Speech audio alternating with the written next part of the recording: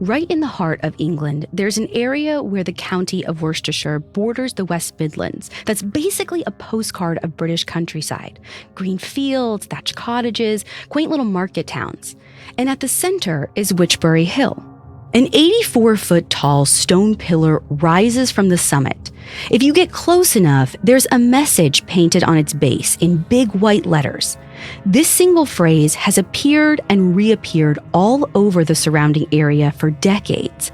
It's a question that has haunted West Midlands for over 75 years. Who put Bella in the Wych Elm?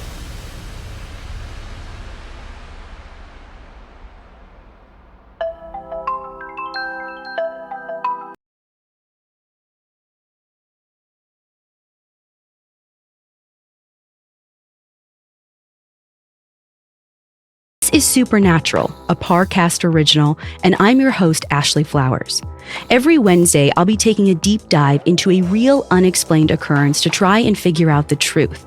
This week, we're exploring the unsolved murder of a woman whose remains were found buried in a tree in Hagley Wood. You can find all episodes of Supernatural and all other Parcast originals for free on Spotify. And if you like what you're hearing, reach out on Facebook and Instagram at Parcast and on Twitter at Parcast Network. With most murder investigations, you start with the victim, establish the facts of their life, what they did, and where they went in the days before their death. From there, you can start to narrow down the people who might have had motive or opportunity to harm them. But what if you don't know who the victim is in the first place? That was the problem with the case of the Somerton man that we covered a few weeks ago. But the Hagley Wood mystery, better known as Who Put Bella in the Wych Elm, is even older and in some ways weirder. The theories about Bella's true identity are all over the map, and if you're willing to open up your mind, the strangest possibilities might offer the closest thing we have to an answer. It all began on April 18, 1943, when 4 teenage boys were traipsing around the countryside. Their names were Tommy Willits, Bob Farmer, Robert Hart, and Fred Payne, and they'd spent most of the day hunting rabbits and enjoying their Sunday afternoon. England had been at war with Germany for the past 3 years, and the nearby city of Birmingham had been on the receiving end of some of the worst attacks by Nazi bombers so far. On clear nights, the boys would have been able to watch the explosions from the summit of Witchbury Hill. But there were no bombs on the evening of April 18th as the boys made their way home. They were taking a shortcut through Hagley Wood when they came across a wild, almost evil-looking tree. It was about 6 feet tall and nearly as thick around, with long, bare branches jutting out in every direction. Imagine like an exploded broom head coming out of a massive stump. Newspapers would later peg the tree as a wych elm, but it was probably a common hazel. Now, the boys knew that these trees often had hollow spots inside where birds like to make their nests. So Robert clambered up to check for eggs, and when he looked down into the center, a human skull was staring up at him. The boys passed him up a stick, and with some effort, Robert managed to hook the skull and fish it out. Most of the flesh had rotted away, but a few strands of brittle brown hair were still attached to a patch of dried skin on the scalp. It was like a scene out of a horror movie, a human skull buried inside a tree. And when I say inside a tree, I mean deep inside the trunk. Someone would have had to have climbed up, fighting their way through the mass of sharp branches in order to force the skull into that narrow gap. Now, the boys were excited by their discovery, but they didn't know what to do with the skull. If they told anyone about it, they'd all be in a world of trouble for trespassing. So they decided to put it back in the tree, and they agreed that they wouldn't say anything about it. But their pact of secrecy didn't last long. Tommy broke down and told his parents when he got home, and the next morning, he was leading half a dozen policemen to the tree. When they climbed up, they could see that there was something inside, but quickly realized that they would have a hard time getting it out through the narrow gap. So they ended up having to split the trunk with an axe. Once they got it open, they found not just a skull, but an almost complete human skeleton wedged inside. Like with the skull, the flesh was long gone. The bones had been stripped clean by insects and animals, and because of how narrow this hollow was, the skeleton was still mostly vertical, almost as if it was just standing up. Whoever this person was, they had been forced feet first through the narrow hole in the top of the tree. As the corpse decayed, it had slid deeper and deeper into the hollow until it had almost become part of the tree itself. Now here's the thing, getting a body into this tree would be really difficult.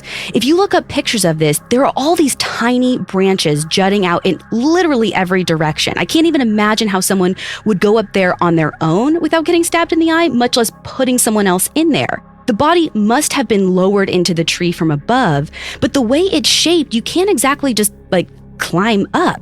And the hole itself is so small that whoever this was down there couldn't have been just dropped in from the top of a nearby tree or something. It would have taken effort to get this person in that position. So whoever did this, they must have had a reason. And based on how difficult it would be to bury a person like this, it seemed possible that there was more than one person involved. But who was it and why?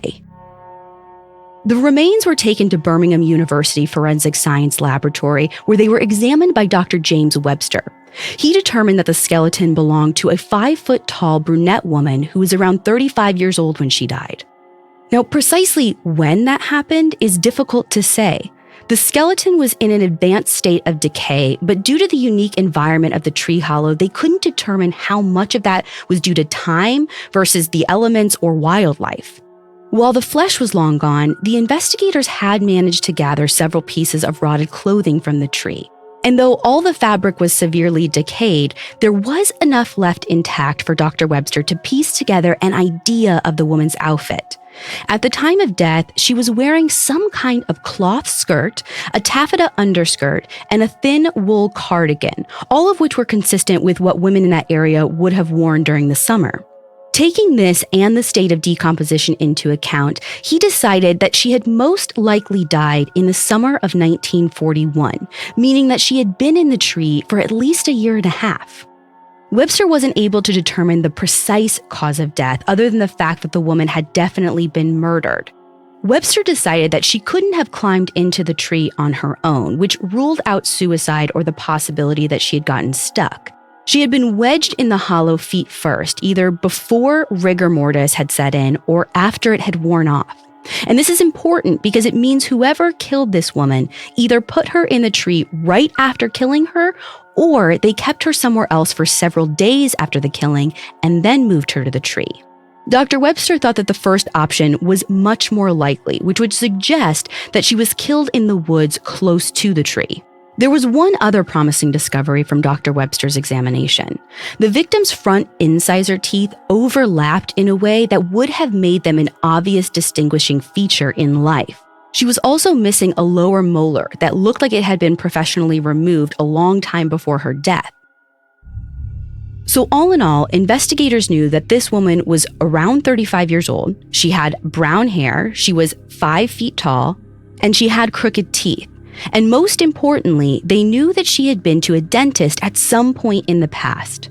They started checking all of the dentist's office in the West Midlands and then Central England, and then all of England, but none of them had records of a patient who matched the skeleton. Now, the woman had definitely visited some dentist before she died, so if it wasn't a dentist in England, maybe this victim was a foreigner. Of course, there was also the possibility that whichever dentist she visited just hadn't kept reliable records. It makes sense that some dentists might not remember every set of teeth they've ever worked on, especially considering that the country was in the midst of World War II and regularly being bombed. So the police turned their attention to missing persons reports from the past 3 years. If this woman knew anyone at all, if she had a job or relatives or friends, someone should have reported her missing. But once again, the investigators were unable to identify anyone who matched their victim's description. This baffled the detectives. The case, which had started out strange, was only becoming more perplexing the more they looked. The newspapers were following the story closely, so you would have thought that the victim's family would have come forward to claim her. But no one did. It was almost like she had never existed at all.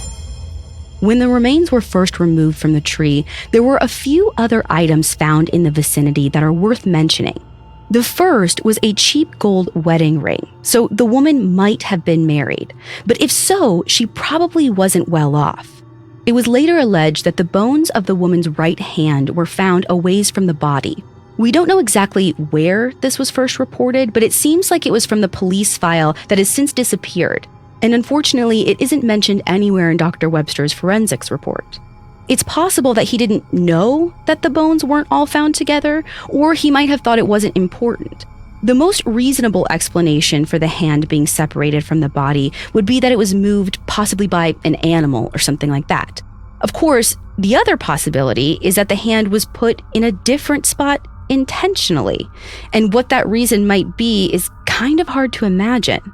Now, the next item found at the crime scene was a size 5.5 women's blue crepe-soled shoe. Its partner was found in the hollow with the skeleton, so it was definitely the woman's.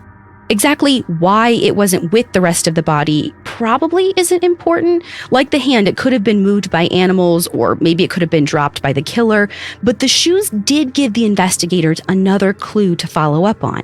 They managed to trace them back to a manufacturer, and they figured out that this pair was most likely sold at a market in Dudley in early 1940.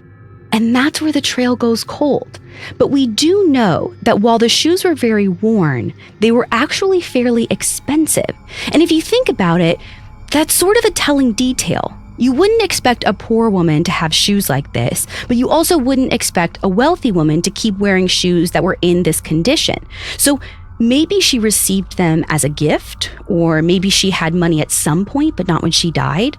The final item is one that initially seemed the most promising. After scouring the area around the tree, police found a woman's ID card. At first, they assumed that it belonged to their victim, but when they visited the address on the card, they found its owner was still alive. She claimed to have had no knowledge of how her ID had wound up in Hagley Wood and said that she had never been there before in her life. For me, this is one of the most frustrating pieces of this whole case because we don't have any other information about this woman, not even her name, or did she live with anyone else at that address who maybe could have had her ID. So I really can't say if this ID card is even relevant to the murder or not. But the fact that she denied ever going to the woods where her ID was found, I mean, to me is kind of suspicious on its own. Like, how did it get there? And was this woman hiding something? These kinds of lingering questions and dead ends would just keep cropping up with this case. The fact that police were struggling so much to identify the body would have been notable even without all of the other strange facts of the case. But believe it or not, the mystery was about to get even stranger. By the time Christmas of 1943 rolled around, the locals had mostly lost interest in the case. England was still caught up in World War II, and the identity of a skeleton couldn't hold the public's attention when the Nazis were still bombing the country on the regular. But that winter, strange messages started appearing everywhere around the West Midlands. The first one said, "Who put Lubella down the Wych Elm?" It was scrawled in large capital letters on a wall in Old Hill. Then another one showed up. Annabella died in Hagley Wood. Then another. Hagley Wood, Lubella was no pros. Finally, the messages solidified into their final form. Who put Bella in the Wych Elm? By spring of 1944, the chalk messages could be found on fences and the sides of buildings all over the West Midlands. To many, they seemed like a mocking rebuke of the police. A reminder that almost a year had passed and they'd failed to find the culprit, identify the victim, or provide any answers at all. The police had the handwriting analyzed and found that these messages had all been written by the same person. Exactly what that person wanted was a mystery. If they were a prankster, they were going to a surprising amount of effort to spread the messages all over a pretty wide area. And if not, they were the first person to offer up an identity for the woman in the tree. The police published ads asking the writer of the message to come forward, but no one ever did. They also went back through old missing person files to see if there was a Bella, or an Annabella, or Lubella. Maybe they had overlooked it, but there wasn't. However, police did find something else interesting when they were looking over their files. Way back in July of 1941, a few officers had responded to a report of a woman's screams near Hagley Wood. Now, at the time, they searched the area and found nothing and had forgotten all about it until right now. Those screams coincided perfectly with the window that Dr. Webster had suggested for the murder. Looking back, the officers couldn't help but wonder if they had narrowly missed crossing paths with Bella on the night of her murder. If Bella was even her real name. I mean, the mysterious graffiti had ensured that it would forever be associated with the skeleton found in Hagley Wood, and that neither would be forgotten anytime soon. By summer, the words Bella and Wych Elm were on the tongue of every beer hall gossip and amateur sleuth in the West Midlands. And this opened up new avenues of investigation, ones that police weren't likely to undertake, because while a skeleton in a tree was one thing, a skeleton in a tree in Hagley Wood was something else entirely. For as long as anyone could remember, those woods had been associated with black magic, pagan sacrifices, and witchcraft. After the break, we'll consider the theory that maybe Bella was a witch. Let's get back to the story. When graffiti bearing the words Bella and Wych Elm started showing up on walls around the West Midlands, it sent the case into the limelight, ensuring that the next stage of the investigation would take place in the realm of public opinion. Now, before I go any further, I should tell you there are a lot of wild theories around this case. Like, take this for example. For a while, a lot of people were convinced that Bella was a Nazi spy who parachuted in one night, landed in the tree, got stuck, and died. Now, this should have been pretty easily dismissed based not just on the size of the hole that she was found in, but the fact that, she wasn't wearing a parachute, and there was no parachute found anywhere near the tree. Now, I'm not going to take you down every explanation that's been offered for Bella's identity, but the strangest thing about this case is some of the theories that seem the most outlandish at first actually end up becoming the most plausible. And even the blatantly false ones offer a glimmer of insight. Take that paratrooper theory. Whoever had thought it up was probably trying to answer the same questions that had vexed the police. Why hadn't anyone reported Bella missing?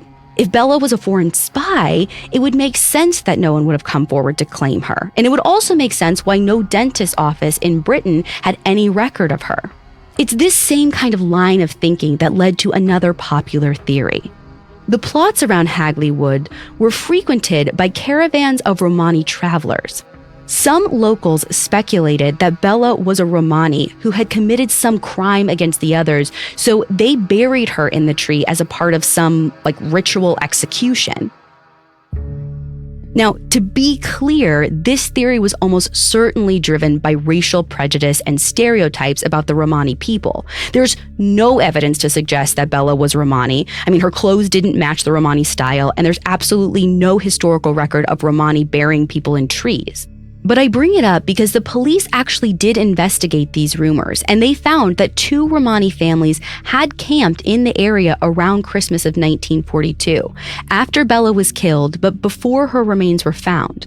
They spent a lot of time tracking down members of the 2 families, but ultimately, this didn't lead to anything except wasting a lot of police resources. Despite the lack of any evidence, the Romani theory was the most enduring. Some people in the area are still convinced that it's true to this day. And it also marked a shift in focus to the strange manner and location where Bella was buried. This would lead to one of the most troubling theories in the entire case, that Bella could have been a witch. It's hard to say when exactly this theory was first introduced. It seemed to have been percolating in the background for a while, maybe inspired by the strangeness of the skeleton's burial and the fact that the Hagley Wood had long been associated with witchcraft. The area's connection to the occult started with a nearby pub called the Gypsy's Tent, which had a history of hauntings going back to the 17th century. As time went on, the ghost stories spread to include the woods. By 1943, there were rampant rumors that witches used the site to conduct their rituals. Those rumors got a new spark of life in 1945 when Bella's case caught the attention of one Professor Margaret Murray. This woman has one of the most amazing resumes I've ever seen. In 1945, she was 82 years old and one of the world's most respected archaeologists and historians. She was actually the first woman who publicly unwrapped a mummy and was known to her peers as the grand old woman of Egyptology. She was also known for studying witchcraft and the history of the occult in England. She believed that followers of an ancient pagan religion, a coven of witches, had survived to the modern era and were secretly operating in England. Now, to be clear, Professor Murray didn't necessarily claim that these witches were practicing actual magic. She thought that they were conducting pagan rituals that were intended to cause supernatural results and that were both dangerous and illegal. Rituals that might involve sacrificing young women and burying them inside of trees. Several elements of the Hagleywood mystery caught Professor Murray's eye. First, she pointed to the medieval belief that burying a witch in a tree would trap their spirit inside. She was also intrigued by the name that had become associated with the skeleton. Bella, she suggested, was short for belladonna, a poisonous plant that has special significance in witchcraft. But the most important clue for Professor Murray was the skeleton's right hand, which supposedly had been found a short distance from Bella's tree. She saw this as evidence that the killer had been trying to make a magical object known as the Hand of Glory. In the occult arts, the Hand of Glory is a kind of black magic torch made from a human hand. Now, supposedly, the light of this torch was invisible to anyone but the holder. Other descriptions say that it could unlock doors or even ensure that anyone who looked upon its light fell unconscious. Instructions for making a Hand of Glory can be found in Wiccan spellbooks, commonly known as Books of Shadows. The hand was supposed to be taken from the body of a criminal after they were executed. Sometimes the torch was finished by rendering fat from the victim to make candle wax and taking their hair for wicks. Professor Murray's conclusion sparked a rash of new speculation about the case.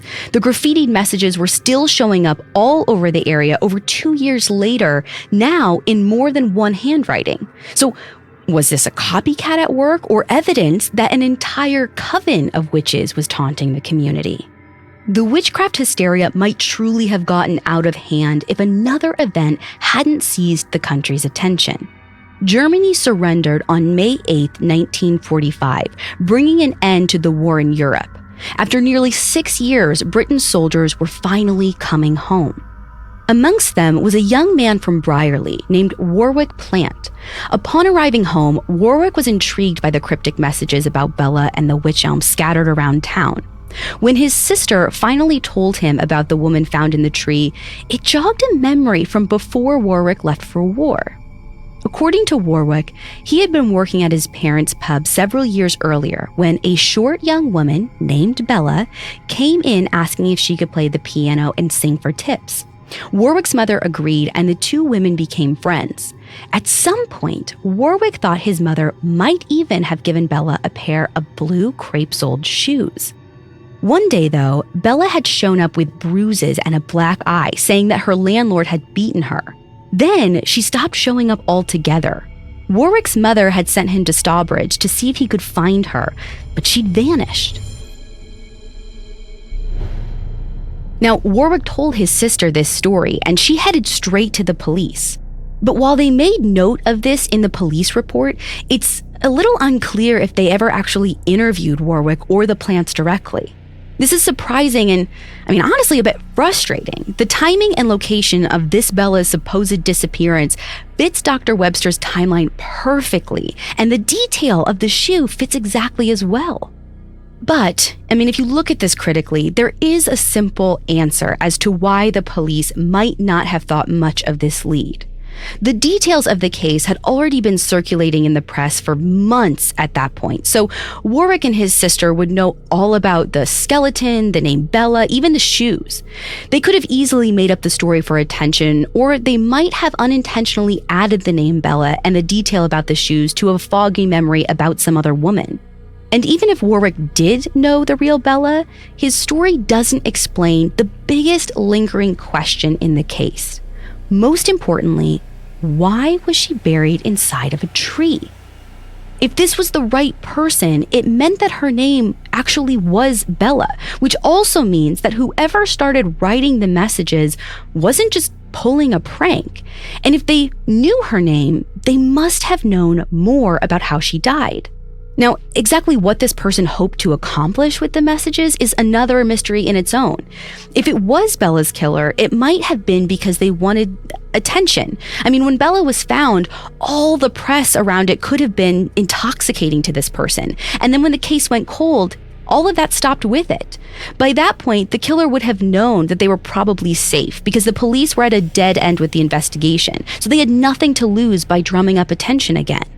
Or maybe it was someone else who knew Bella and wanted her killer to be found, but going to police would have implicated them in some way, so they found an alternative means of getting her name out. In any case, the graffiti didn't lead to any new suspects or developments. The case would stay cold for almost a decade until a new line of investigation brought Bella surging back into the limelight. In 1953, a journalist named Wilfred Byford Jones began looking into the Hagley Wood mystery for his column in the Wolverhampton Express and Star. He was captivated by the details of the tree burial and the cryptic messages, neither of which had ever been explained. Wilfred started by questioning the residents of the Hagley area and even tracked down Tommy Willits and the other boys who had found Bella, but unfortunately none of them were interested in talking. Finally, the journalist published an ad promising £100 to anyone with information about Bella, and the responses poured in. But there was one message that stood out from the rest. It came from someone who seemed to have first-hand knowledge of the circumstances surrounding Bella's death. We'll look at what the letter said right after this. Let's get back to the story. When Wilfred put up his ad for information on Bella's case, he received a flood of responses. Most were obvious false leads from opportunists who wanted to claim the reward money, but one message caught the reporter's attention. It read, quote, "Finish your articles regarding the Wych Elm crime by all means. They are interesting to the readers, but you'll never solve the mystery. One person who could give the answers is now beyond the jurisdiction of earthly courts. The only clues that I can give you are that the person responsible for the crime died insane in 1942, and the victim was Dutch and alive illegally in England about 1941. I have no wish to recall any more." End quote. The letter was signed Anna and postmarked from Claverley, a village about 10 miles north of Hagley Wood. The journalist knew that this could be another fraud, but the fact that Anna hadn't provided a last name or an address suggested that she wasn't after the money. So Wilfred used his column to beg Anna to come forward. And to his surprise, she actually did. Her real name wasn't Anna. It was Una Hainsworth, and the story she had to tell was stranger than anyone expected. Until recently, Una had been married to a man named Jack Mossop. During the war, Jack was a worker at a Royal Air Force munitions factory in Birmingham. The job didn't pay well, so Una was suspicious when Jack started wearing a lot of really expensive clothing, including a Royal Air Force officer's uniform. Around this same time, Jack was coming home later and later after long nights at the pub with his friends. He had one new friend in particular, a Dutchman known to Una only as Von Rolt. As time went on, Una became increasingly suspicious that her husband and Von Rolt were involved in something illegal. Putting together her husband's fancy clothes, his job at the munitions factory, and the fact that Von Rolt was a foreigner, she concluded that Von Rolt was actually a Nazi spy and that Jack was selling him military secrets. And now we've found our way back to the Nazi spy theory. The first time this angle came up, we kind of dismissed it, right? Because of the implausibility that Bella had parachuted into the tree herself. But the concept of Nazi spies being involved in general isn't as paranoid as it sounds. Remember, Birmingham was a center for military production, which is why it was bombed so heavily during the war. It's completely plausible that German agents would be sent to the munitions factory there to steal British secrets. But this theory still doesn't explain the mysterious graffiti messages or the tree burial. Assuming she didn't parachute right into it, what could explain a Nazi spy winding up inside of a tree in Hagley Wood? Well, as it turned out, Una had an answer to that question too. Late one night in the spring of 1941, Jack came home particularly late, drunk and raving about a murder. By the next morning, he had clammed up again, but Una kept badgering him until he told her what had happened.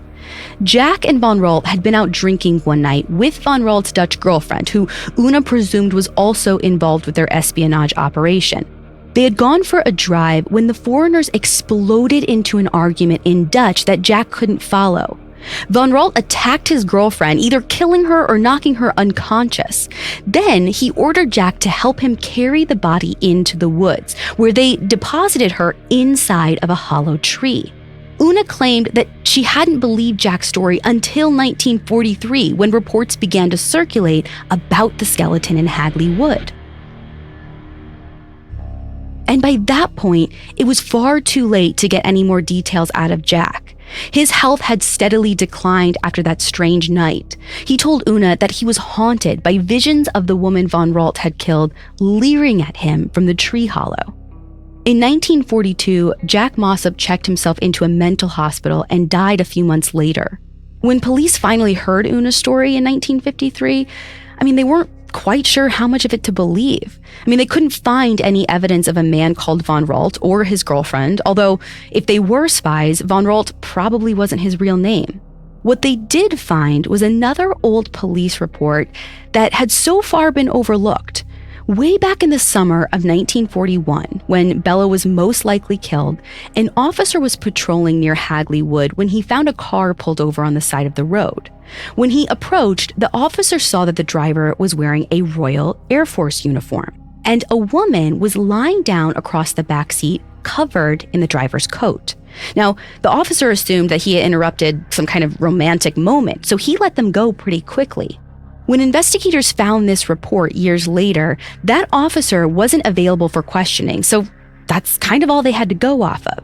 But that could have been Von Ralt's girlfriend, either dead or unconscious.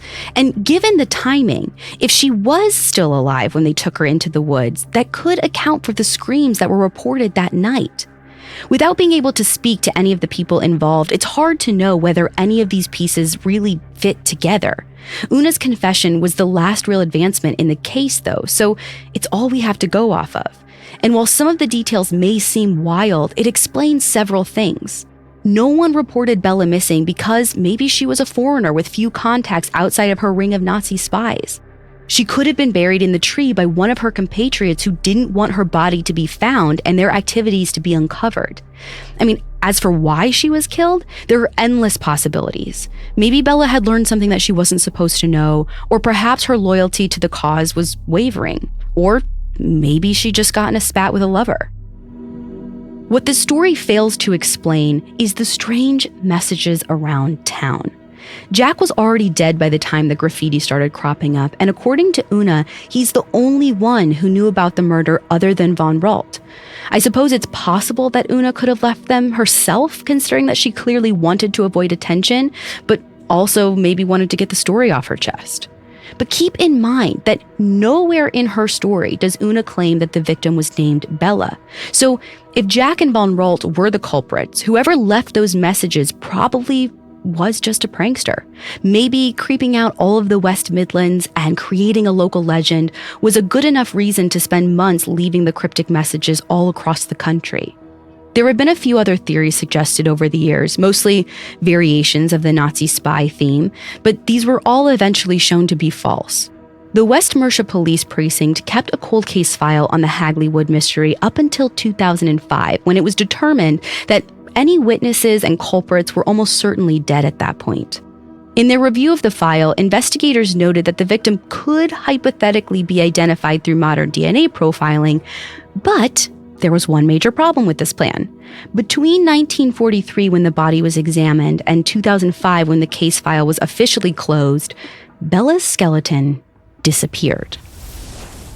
Here's what we know. The remains were in the care of Dr. Webster at Birmingham University until he retired in 1955, at which point they got passed to his successor, Dr. Griffiths. It's possible that the remains were buried in a pauper's grave, but if that's the case, there should be some record of it.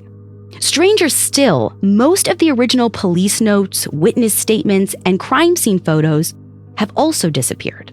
Now, all of this could be a result of just poor organization, or the fact that, we're talking about a case that's over 75 years old. But the one breadcrumb that might suggest otherwise is the fact that Stella Remington, the future Director General of MI5, was working as an archivist at that records office around the same time that the files disappeared. Now, that's probably just a coincidence, but if Bella was somehow involved with a Nazi spy ring, it's possible that the British government would want to keep it under wraps. The truth might still be buried in some classified file in the MI5 archives. And based on what we already know, the full details of the story must be crazy if they warrant this kind of cover-up. In the end, the search for answers has led to a spider web of incredible theories. Was Bella a Nazi spy? Was she a poor tavern singer gifted a pair of precious shoes fitting of a woman above her station? Was she the victim of an occult ritual or even a witch herself?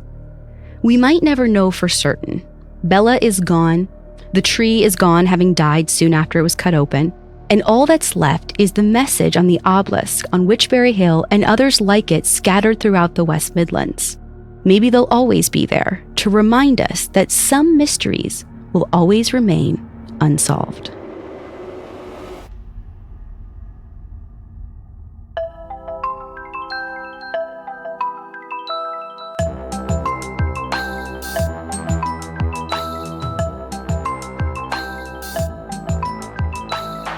Thanks for listening. I'll be back next week with another episode. You can find all episodes of Supernatural and all other Parcast originals for free on Spotify. Spotify has all your favorite music and podcasts all in one place, and they're making it easier to listen to whatever you want to hear for free on your phone, computer, or smart speaker. And if you like this show, follow @Parcast on Facebook and Instagram, and @Parcast Network on Twitter. Supernatural was created by Max Cutler and stars Ashley Flowers and is a Parcast Studios original. It's executive produced by Max Cutler, sound design by Carrie Murphy, with production assistance by Ron Shapiro and Carly Madden. This episode of Supernatural was written by Andrew Kelleher with writing assistance by Drew Cole. To hear more stories hosted by me, check out Crime Junkie and all Audio Chuck originals.